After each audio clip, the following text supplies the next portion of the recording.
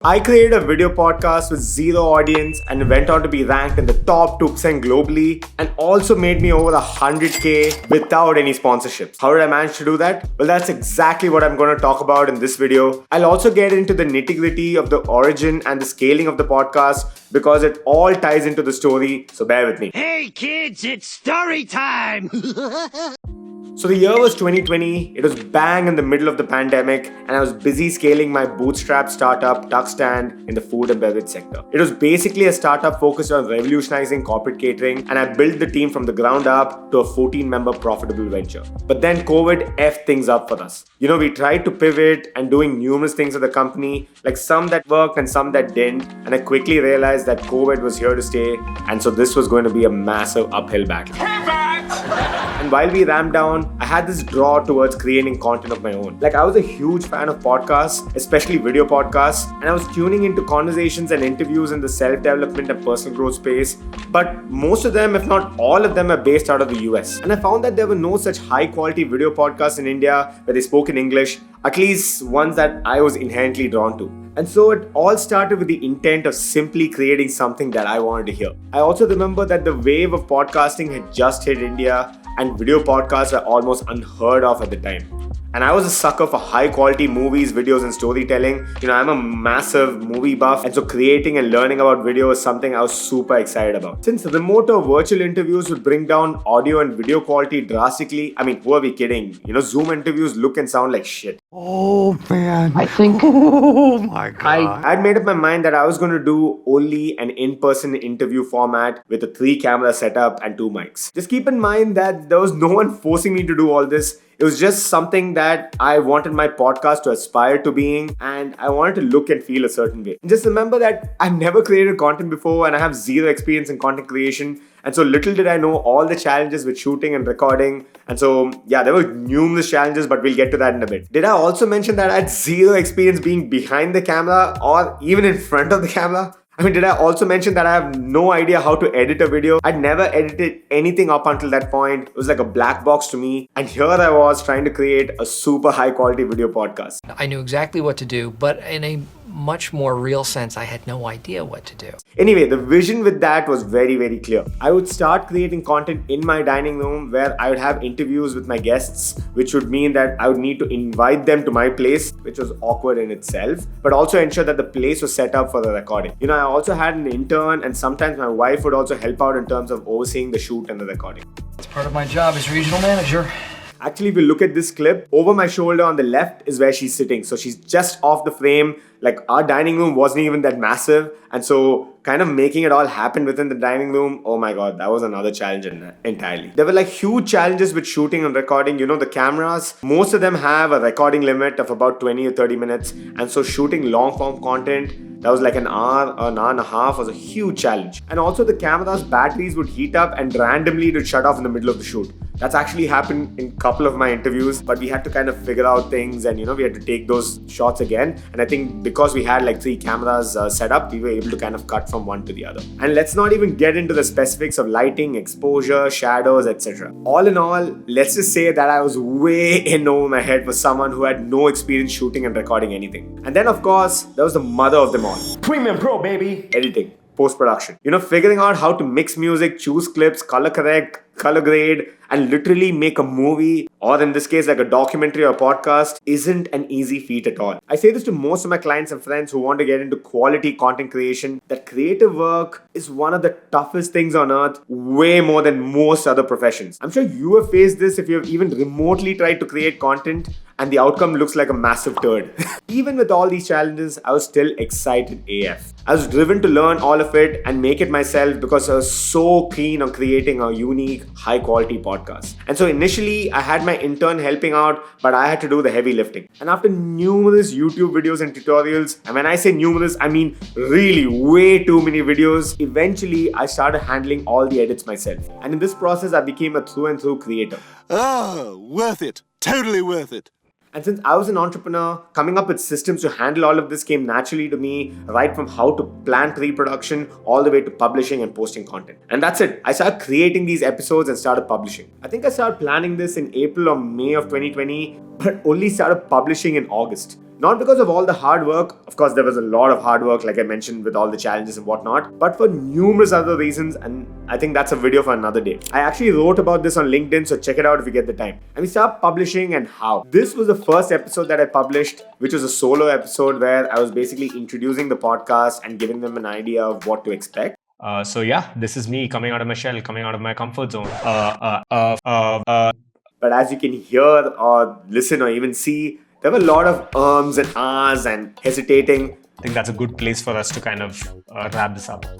But it really got me out of my comfort zone. The fact that I'm sitting here and openly chatting with my camera is actually testament to that. It's not normal to do this, in the sense it doesn't come naturally to most people. I'm telling you, even today it doesn't come naturally to me, but I'm trying my best. Anyway, the show was a weekly format podcast that went up on YouTube and all podcasting platforms like Spotify, Apple Podcasts, Stitcher, etc. But apart from this, I created so many snippets and snackable, shareable short form content to publish on Instagram to get the word out there. Actually, the reason why I wanted the podcast to be a video podcast were twofold. One, like I said, I loved video, but also I realized that if I need to market the content, nothing beats video, and so I decided to go with the video format. Anyway, but through all of this, the quality of the podcast was still top notch and really stood out.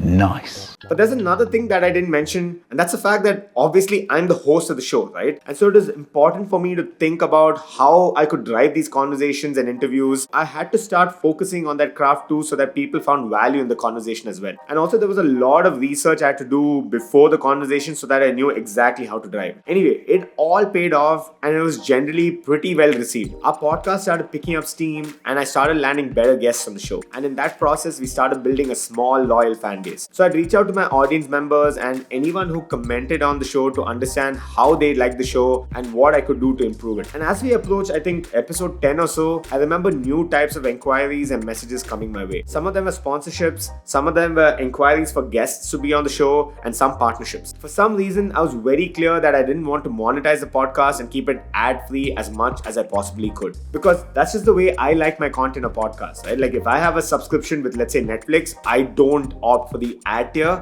I like my content completely ad-free. And so that was a decision I made from the get-go to see whether that would be something that our audience appreciated, and it stayed that way throughout the show. So I know what you're wondering.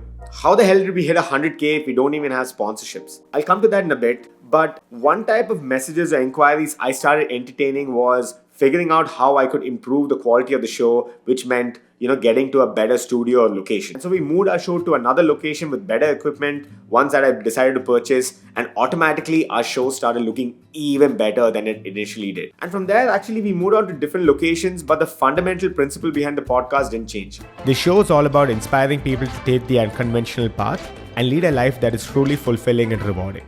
We're creating some of the best podcast episodes and raw conversations that were filled with nuggets. I mean, you can actually go check this out right now or when you get the time, because it's still active on YouTube and all these podcasting platforms. And in that process, something crazy happened. Sennheiser reached out and said they wanted to partner with our show and be our audio partner and provide us support for the show. I mean, come on, I can't say no to Sennheiser. I mean, Sennheiser is one of the biggest companies in the audio space in the world. And so they supplied us with a bunch of equipment, provided us a lot of support, and in that process, our show was powered entirely by Sennheiser. I mean, you can still see that in the tagline or headline wherever you find our show. And just like that, over time, and with this clear vision of what the podcast needs to be, and with our audience growing, our numbers improved, and eventually we went on to be ranked in the top 2% globally of all podcasts as per certain ratings or ranking lists. And I think all of this was because I was obsessed with creating something that stood out. Like, even if you look at these videos, I don't need it to look and feel this premium, but that's just choice that I've made. But also another thing was I was trying to focus on the craft of making my podcast an engaging and insightful experience for the audience. And I'm sure you're now thinking, all of this is great, Akash,